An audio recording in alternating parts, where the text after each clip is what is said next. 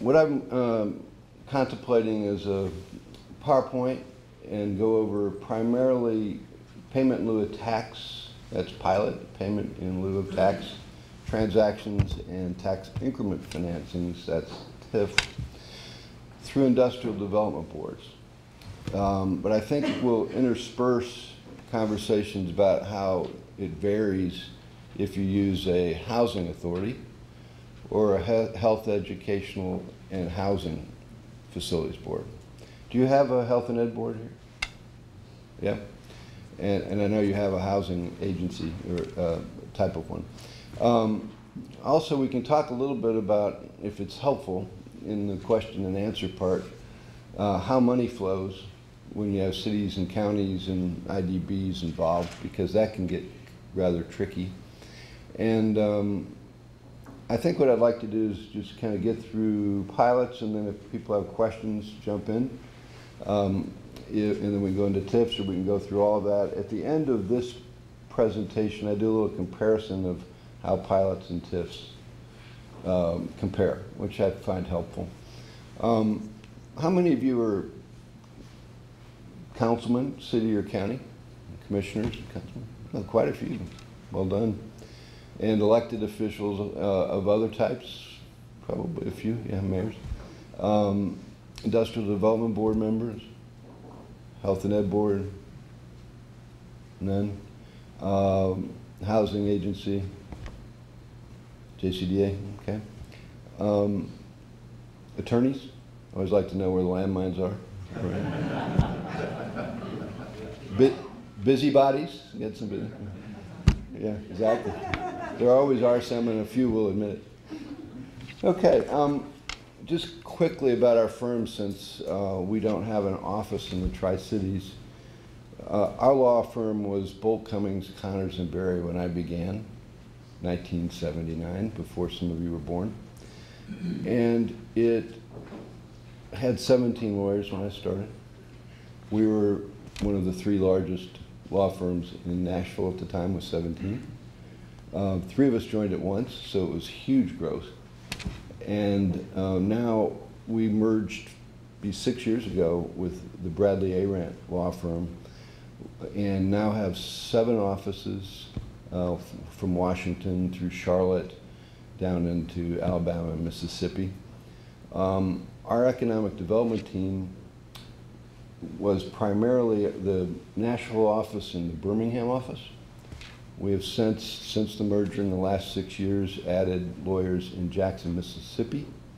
We now have one coming to Charlotte, and we have the entire, well, not the entire, but 5 lawyers from the Balch Bingham firm in Birmingham left and joined our firm 2.5 years ago in Birmingham. So we now have over a dozen lawyers that do economic development work across the country. Examples of recent deals include, I just did the Under Armour deal. We've got a 1,000 employee deal working on right now that's going to be announced in 2 weeks. We just did the Academy deal in Cookeville. We did Hemlock, which never opened. You probably read about that if you're a Wacker fan. Volkswagen's our client. My partner in Birmingham did the Volkswagen deal and the recent expansion. We do a lot of work with automotive manufacturers, and I've done projects from the very northwest corner of the state to the very northeast corner to the southeast to suburbs of Memphis into Millington, Dover Elevator down in Memphis. So this is a statewide practice. To be completely honest, among our 12 lawyers, we've done projects in 37 states. So some clients take us with them. And so comparing how those deals work in other states is sometimes helpful if you're near another state, particularly Georgia, Alabama, Kentucky. Kentucky used to be a major player. We've won almost every deal. We've gone after Kentucky lately, and I think it's a shift in policy in Kentucky. So anyway, if you'd like to just talk generally about economic development issues and how to deal with companies or RFPs or anything like that, I'm happy to also help with that. I understand we've got 2 hours. We don't have to use the whole time if you don't want. I did a program up here with TVA about 5 years ago, and it was 3.5 hours, including lunch, but that was a little much. Even I was getting tired of it. So, without further ado, I thought I'd start with something real simple. I call it my hygiene portion, because when I'm representing a company and we come to a community and we're trying to get a deal approved and things are going really well, and maybe you get the first, you get the approval, and then you're getting ready to close, and then you send the certificates about, we need you to certify that these things are true, they are requirements of the statute. I have on a number of occasions ended up finding out that the board members the board wasn't properly constituted, because over time people forget, and these things become important because then we had to go redo the approvals with corrected board. But the statute says everybody on the Industrial Development Board has to be a qualified elector and taxpayer in the municipality creating the board. Now, interesting statement in this presentation, the way the act works, the word municipality can mean a city, town, or county, and it refers to whichever entity established the Industrial Development Board. So you have a Washington County Industrial Development Board, as I understand it, so the municipality would be the county. Oh, makes sense? There are exceptions if you have a closed federal facility. Everyone is supposed to be a member of the Chamber of Commerce or the Board of Trade or a similar civic group. And I love this, it's my favorite part of the statute. It says, unless none are available that are suitable.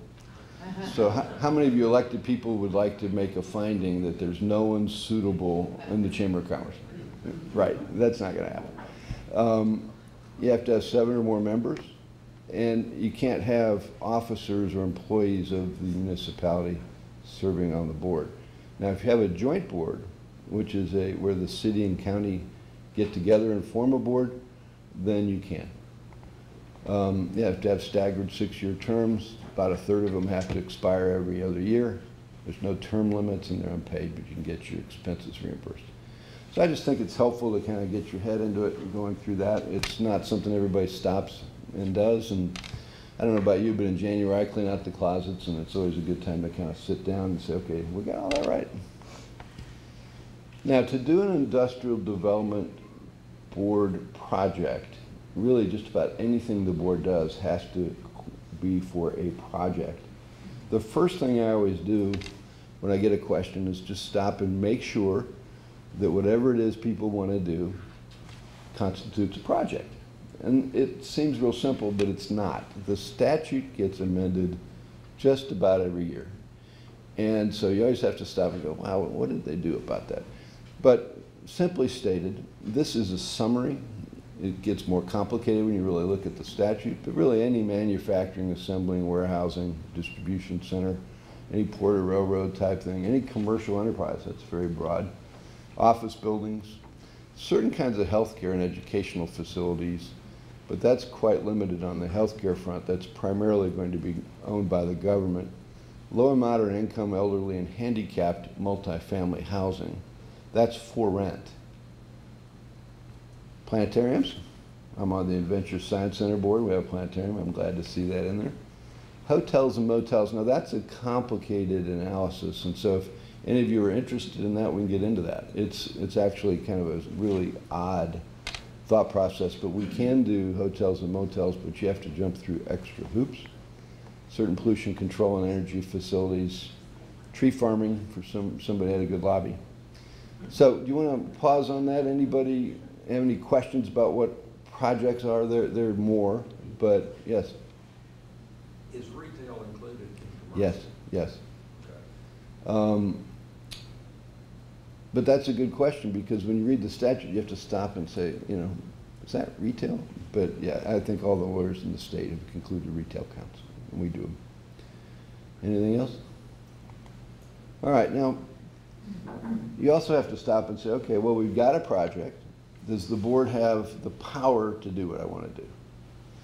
And they can acquire projects by purchase, exchange, gift, or otherwise. They can lease them. They can collect rent and apply it to the indebtedness of the board. They can sell projects. They can do loan agreements. They can swap them. They can donate them. They can give them away. They can issue bonds and borrow money. They can encumber it, mortgage it, and give security interest. They can pledge the revenues that they get. That's really important. They can pay their employees and agents, but can't pay the board, sorry. And they can conduct all the powers expressly given under the board's charter.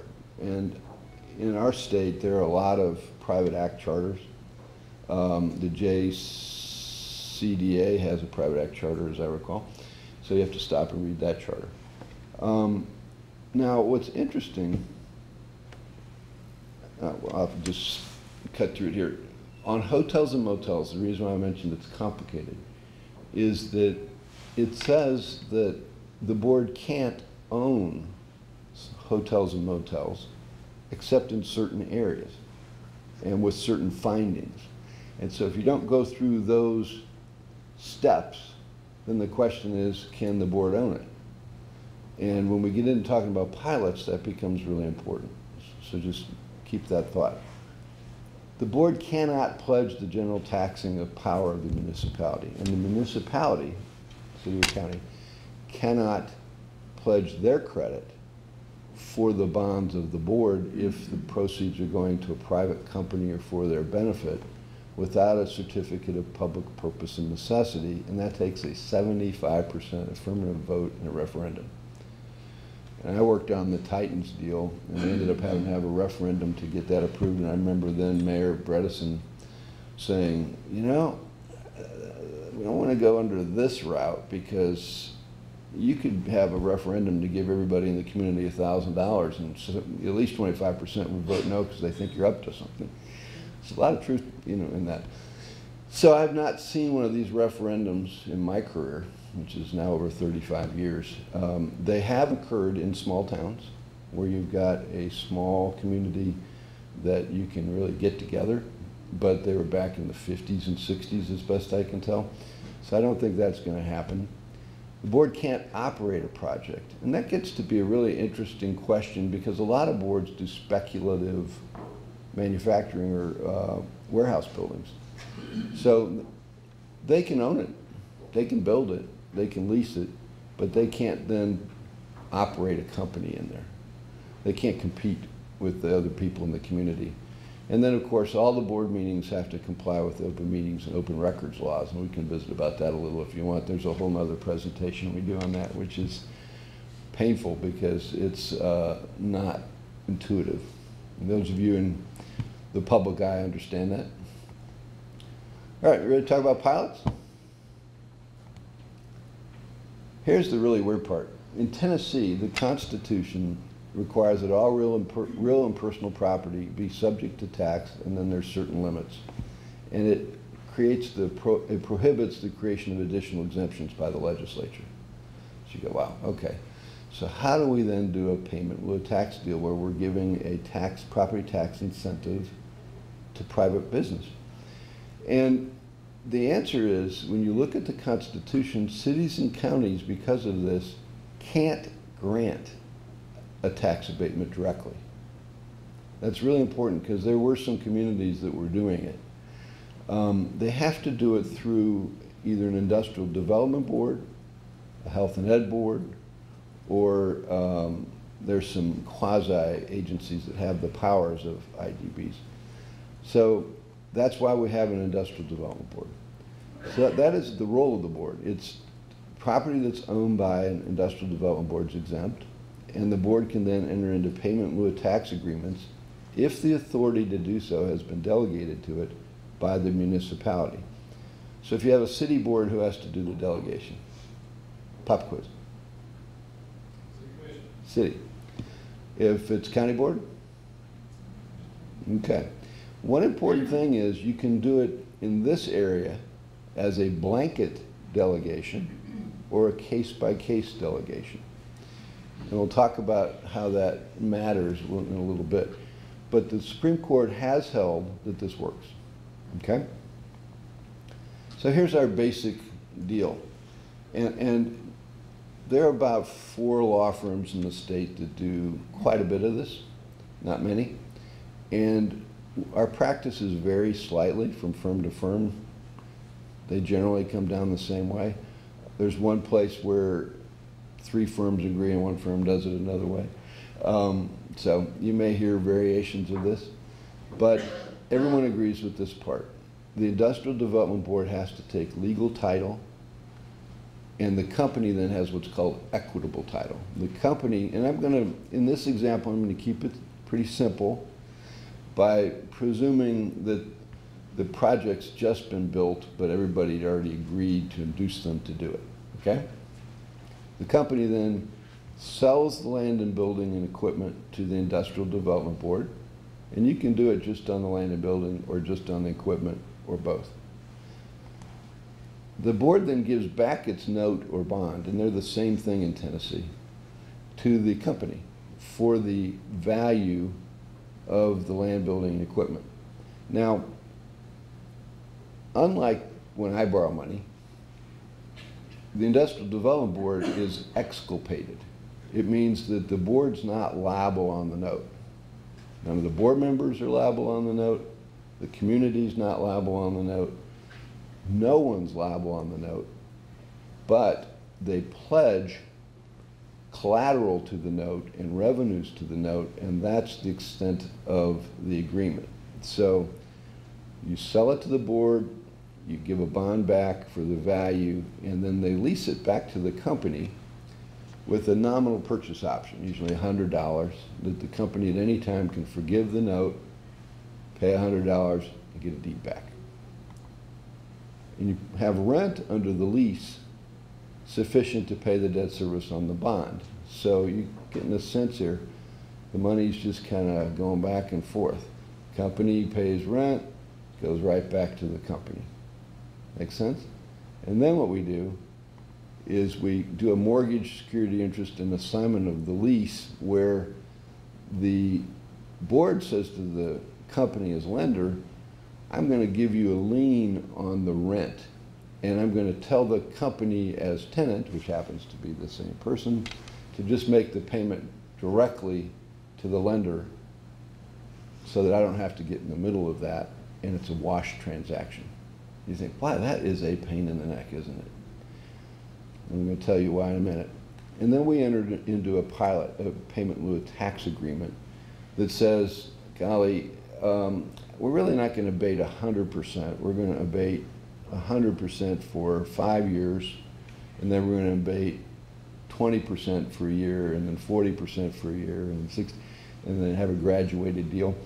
There'll be some payment in lieu, typically, not always. Some have done them 20 years, no tax, but that agreement covers exactly what the business deal is for the in lieu of tax payment. You can put that in the lease, it's perfectly acceptable. Ours is about 3-4 pages long. I like to have it separate because you're always getting questions about what was the deal, and you can just call that up and see it. You don't have to wade through a 35-page lease. And then the rent is made directly on the bond pursuant to the assignment so that no money changes hands. Now, it is possible for the company to be the tenant and maybe its parent company or an affiliate or its lender to be the bondholder, in which event money actually does change hands, but it'll change from the company to that person. Okay? Now, the reason we do that is because real property that's owned by an industrial development board is exempt, but if an exempt entity, which the industrial development board is, owns real property and leases it to a for-profit company at less than fair value, the value of the lease is real estate and is taxed. So let's talk about it, because it's a little weird. But years ago, remember when Sears bought Kmart? It was like, what's going on there? Because Kmart was failing. Sears was also not in very good shape, but Kmart really was, you know, it's one of my friends says, like a dog on the highway. He was dead and didn't know it yet. The challenge here is that when you have somebody like Kmart, they really weren't doing well in the retail sector. They're getting beat by the internet, they're getting beat by Walmart, they're getting beat by Target. But what they had was all these leases from the 50s, 60s, and 70s when they were blowing and going, where they'd have a 30-year lease with 5 or 10 5-year options, at 50 cents a square foot, or 25 cents a square foot, or $1. And these leases over time were tremendously valuable because they, in essence, controlled for a period of decades key corners and intersections of property around the country. Those leases were really valuable because you could sell the lease, right? That's an idea of how you value one of these leasehold estates. And we've been preaching this for 30 years, and now the courts have actually gone after some people, and we've had some Board of Equalization cases. And there's a project in Lewisburg where they assessed leasehold tax, and we had to go back in and got hired to fix it.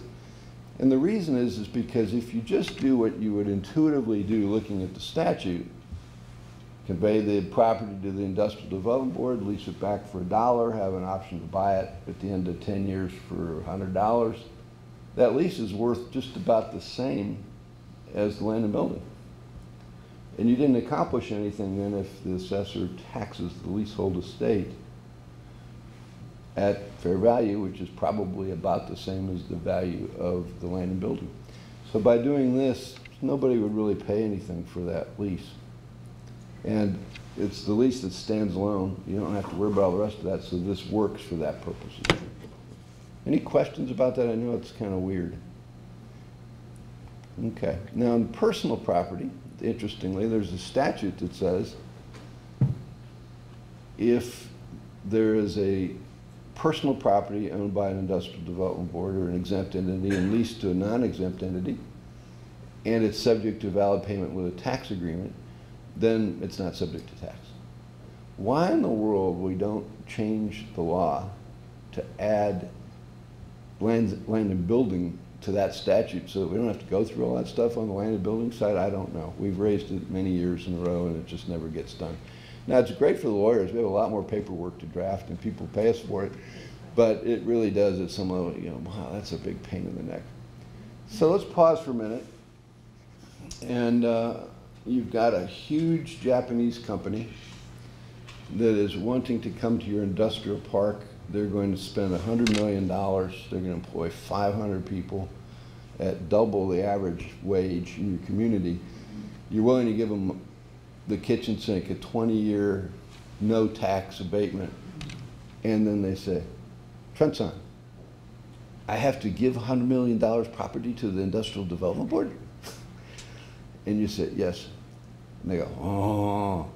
And I ended up having to spend 2.5 days in New York once, just going over this one point, over and over and over and over, and drew it out, had it translated, on and on and on and on. Bank of Tokyo was in the middle of the deal because they were doing the equipment package and they were going to have to enter into this so that we could take the $100 million of, I mean, just crazy. We got it done, but it really is difficult. So relatively early in the process, if you're going to do a payment in lieu of tax deal and you've got people that aren't used to this, we need to get this issue on the table and make sure they get it. At the end of the day, here's the really important point. For federal income tax purposes, depreciation. For accounting purposes, depreciation. For really all the FASB rules. For Uniform Commercial Code financing purposes, the land, building, and equipment is still owned by the company because they control it. They have the right to get it back anytime for $100. It fails all the FASB rules. It's designed to take advantage of the difference between state law that says who has title is how we do property tax, and accounting and tax law that says who's really the owner, which says the company. And that's why in that early slide I said equitable title is in the company. And that's why the company can treat it as its own. And so once we get everybody to understand that, it usually goes fine. So we just went over the summary. There's some complications that come with pilots. If there's an existing secured loan, the bank's got a lien on it, or they want to put a lien on it. You have to do all this with a bank in the middle, and we tend to go on and just close the bank loan if we can, and then convey it to the Industrial Development Board subject to the bank loan with the bank's approval, with the Industrial Development Board exculpated, they're not liable on it, and then do this whole process after that. And then our note is considered what's called a wrap note. The note that goes from the board back includes the amount of the payments under the bank note. We can do it, it's just more complicated.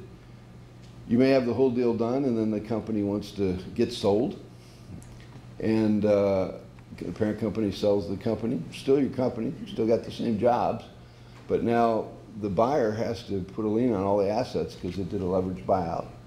And now we got to go deal with that lender, explain the whole deal to them, and sometimes we'll just be able to assign the note to them and assign the lease to them, and we're done. Sometimes they want to lien on the fee. The board should grant that. Just make sure it's exculpated. And same thing's true if the lender's requiring a lot of equity. Say it's a 60% loan, 40% equity.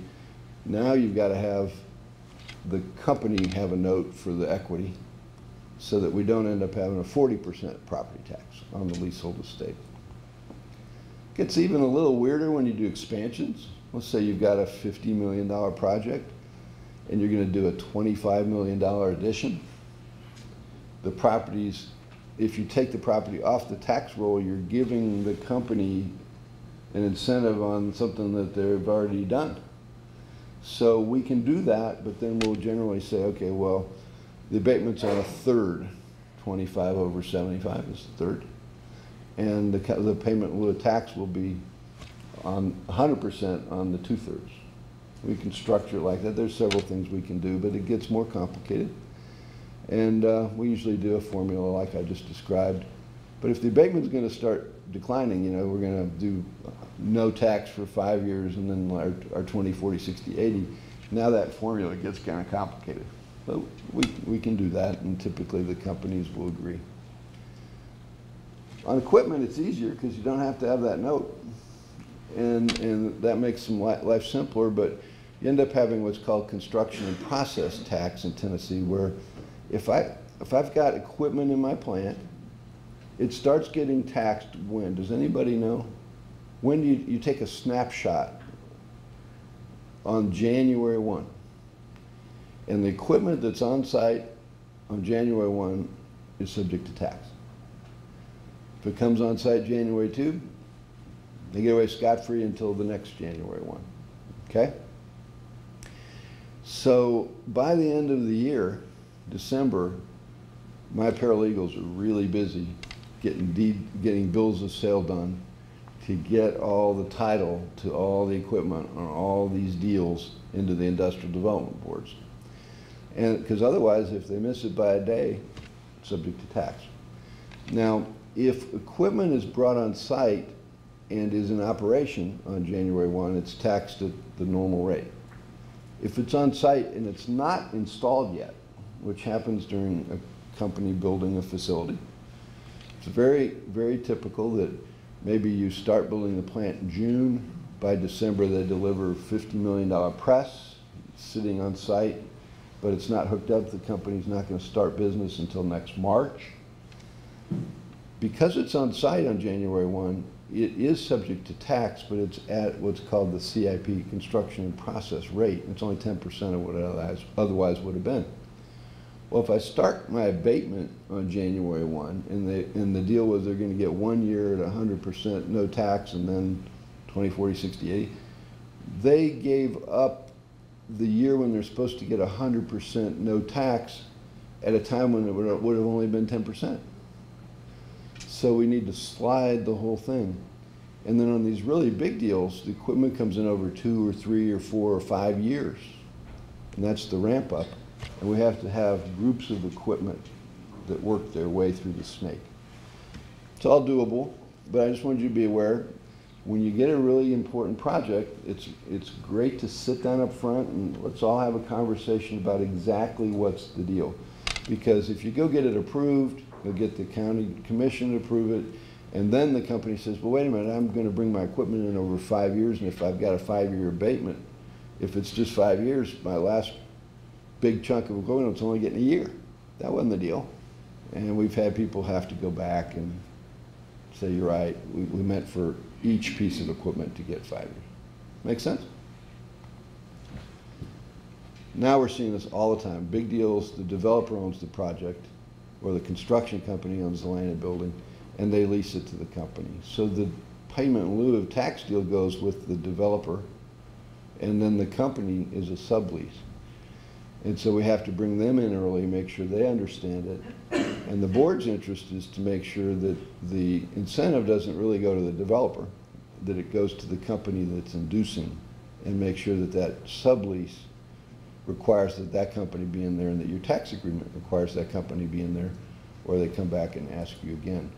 And we already talked about a leasing company gets to be a pain in the neck. And then let's just cut through this. There's a whole bunch of paperwork that has to be filed. And those of you that work with the Industrial Development Board have an annual report, you got a semi-annual report. Long story short, we can handle all that with you. It's not that hard. It's just you got to stay on it.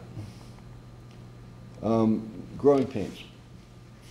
I've had to testify at the legislature a few times on these topics, and so I put them in here just so you're aware. First is city-county cooperation. What's interesting, there's a Knox County case 20-some years ago. I remember it when it happened, where, and this is a little surprising at first, but I'll give you an example. Portland, Tennessee, up on the Kentucky border, is in Sumner County. Sumner County has an industrial development board, and the county was pretty, I want to be careful how I say this, they weren't very aggressive in their incentive package. Portland was trying to grow. It was an old railroad town. It was 12 miles off the interstate, or 5 miles, I can't remember. And they wanted to do an industrial park between the interstate and downtown, and next to that park where they had water and sewer, and grow that park. And the county was kind of like, we don't really care about that. We're a bedroom community. Or we're rural, we're farmers, whatever. And Portland said no. They formed their own industrial development board, and they started doing 100% abatements for 20 years to get all these companies in there. It worked. They got a ton of business. Their industrial park's full. Well, the county wasn't real happy about that. And they said, well, how can that be? We didn't approve anything. And the answer is, if you stop and think, the way this works is land and building conveyed to an industrial development board goes off the tax roll because it's an exempt entity. If the University of Tennessee or Middle Tennessee State University were to come to your community and buy an office building, let's say the building's on your tax roll today for $10 million, and they bought it and they put school functions in there, what happens to the tax base? What? You lose it, right? If the Industrial Development Board buys that same building, what happens? You lose it. If the city buys it, what happens? Same, that's just the law. It's an exempt entity that took title of the building, and it comes off the tax roll. So the key is to have a conversation about, well, what do we do if the Industrial Development Board takes it? Is there going to be a payment with a tax agreement? And that's the concept of the delegation. But in this area, the delegation is only by the municipality that created the board. So when Portland did it, it went off the tax roll for both the city and the county, because it just went off the tax roll, and it worked. What's changed is a few years ago they modified the statute because Memphis and Shelby County were fighting. Memphis was doing a lot of these. Shelby County wasn't real happy. And now there's a bracketed statement. If you're a county with between 897,000 and 898,000 people in the 2010 census, then you have to get both city and county approval. That's only Memphis.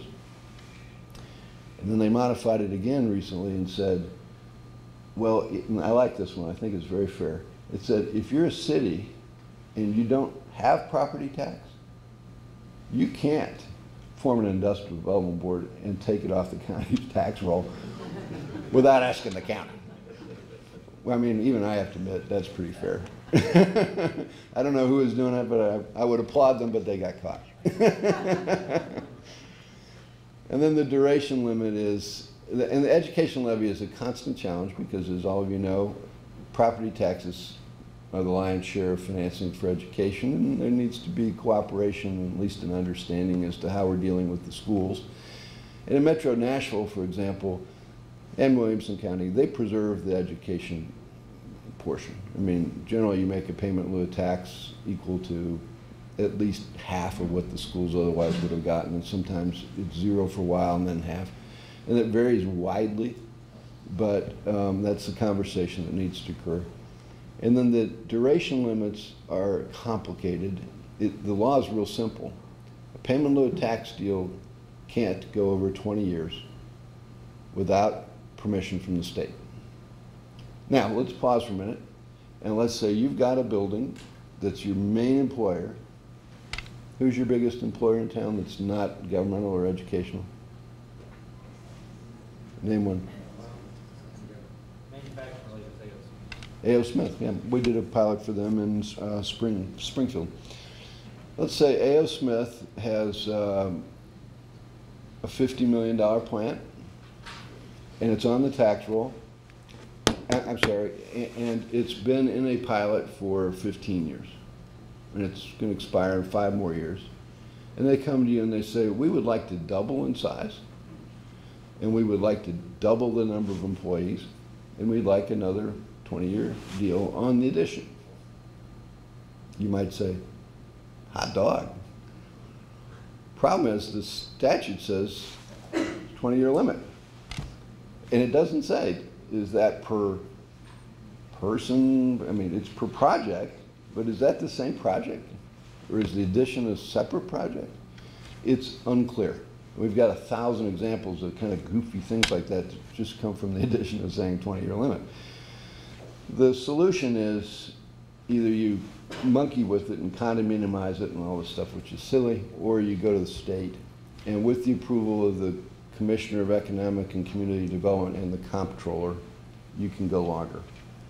I have asked on expansions now 5 or 6 times in the last 2 years. They've approved all of them, but you just have to get ahead of that and make sure you've explained it. I usually go sit down.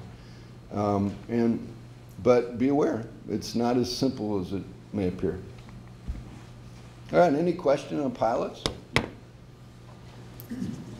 You still awake? Yeah. I'm just curious, pilot-wise across the state, how many of those are you doing a year? Oh gosh, we closed 7 the last 2 weeks of the year. I bet we do 25 or 30 just out of the Nashville office. We probably do a like amount out of Birmingham. Mississippi doesn't do as many pilots, but we've done 5 or 6 there. We did one for a solar farm. I mean, energy production counts.